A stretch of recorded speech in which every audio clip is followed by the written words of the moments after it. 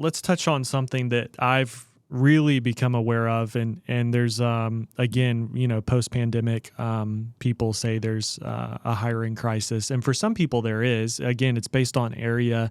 I also think, like you're talking about, building costs, interest rates. A lot of that is based on inflation. Yeah. And so when we're not adjusting salaries, maybe we're not adjusting our fee either, so we're coming in at a lower fee. All those things need to be thought about. We are actually not seeing a hiring problem if the right hiring process is installed and the right pay is offered. How do you guys help with team building and hiring, or do you help? Because that's so huge in any business, is who do you have on the team? Who do you have in the seats?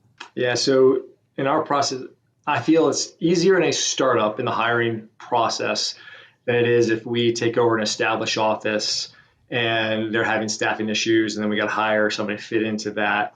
Or a doctor buys an established practice, and we're coming in, you have the younger doctor taking over a 20-plus-year-old practice. In the startup realm, so again, we have a schedule and timeline. So we know based on construction, doors are going to open on a certain date. For us, we want to start the hiring process about 6 weeks to 4 weeks out, somewhere in that time frame before doors open. That allows us a couple at-bats if we don't get a lot of success from the ads that have been posted and we don't feel we have a good candidate pool. So it gives us a couple opportunities to have those interviews. So we're still interviewing over the phone, and then we weed out the candidates, and we interview in person. And then from those candidates that are good, we let them introduce with the doctor from there. And of course, throughout training, we're hoping that they're going to be the right team member from the start, but you never know until they start working. And as needed, doors open, maybe we're 4 months in and we realize that assistant wasn't as good as we thought she was going to be. Well, we have to hire again. We go through that process. And we also teach the doctor how to do that through that process. But through that course of the year too, we're guiding the doctor on those team building, those morning huddles, those incentives that are important to staff to keep them and want to have them stay and be employed with the office as well versus looking elsewhere. But a big key is we had to open our eyes too and realize that we can no longer get a $12 an hour assistant and expect her to be absolutely amazing and work with us for 30 years, right? The times have changed, costs have gone up, and we have to pay for that. And with that, and this is something we realized in our own business. We were 2019, 2018, and prior pretty terrible at hiring, recruiting, even wanting to maybe hire more people and pay lower salaries. And we shifted everything when we started to learn, okay, here's how you really grow. Actually, if we spend more and get a specialist or, and maybe even it's just a better attitude sometimes because you can teach these other skills. But where I'm going with this, I think, is a lot of it comes down to leadership and the mindset of leadership. How do you also approach that? Because it's like you're saying, hey, this is the first time opening a business. A lot of successful business owners, the reason why their businesses continue to grow is the leadership.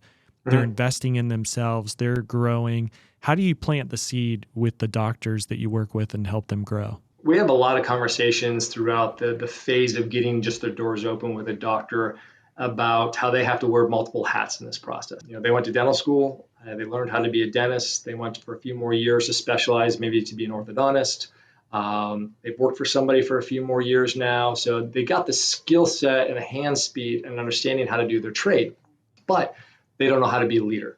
They don't know how to be a business owner that's also a leader. Along with that, they got to have the balance of, they got their office, they're associating maybe, and they're still a husband or a wife at home too, and balancing all of that. So we talk with them about goals and expectations and how that the extra steps they need to take to make this work for them. Throughout the course of the 12 months when they're open, we're giving them guidance and recommendations and training process of leadership aspects within the office as well and team building. So they're getting that. But prior to going into that, we're setting the right expectation that it's not going to be, doc, you're not just going to come into the office, go do a day worth of ortho and leave, right? You're also a business owner now. So you got to manage your team. You have to set expectations, and here's what that should look like. But every team member is different. So you're going to have to tailor that based on how they receive feedback, what incentivizes them. Some people are incentivized by money. Some people are incentivized by praise. Some people are incentivized by growth opportunity. So understanding what your team is and being a good leader and pinpointing what drives them to grow within the practices. But I'll say this over and over again, having the right person with the right attitude, we can teach them everything else. And, Hmm. never let a few dollars get in the way of having the most perfect person to work with. Yeah, yeah, that's great advice. And I think it's just so important. And then, in many ways, as the business grows and flourishes, leadership can become, I don't want to say easier, but different, because Mhm. then you can elevate people and have a leadership team. In Yes, the beginning, like you're saying, a lot of times you do have to do everything. And then you can start to maybe hire for what you're not good at or what yes, you really don't like doing. But I think it does help wearing all those hats, because then you have a real appreciation for that absolutely. person coming in and offloading that. Um, and it's easier to have expectations there too. And that's, Sure. I'm sure in your business, in my business, I mean, in the early days, we were like doing everything. I was running ads, building landing pages, building websites, writing copy, email campaigns. It, I mean, you name it.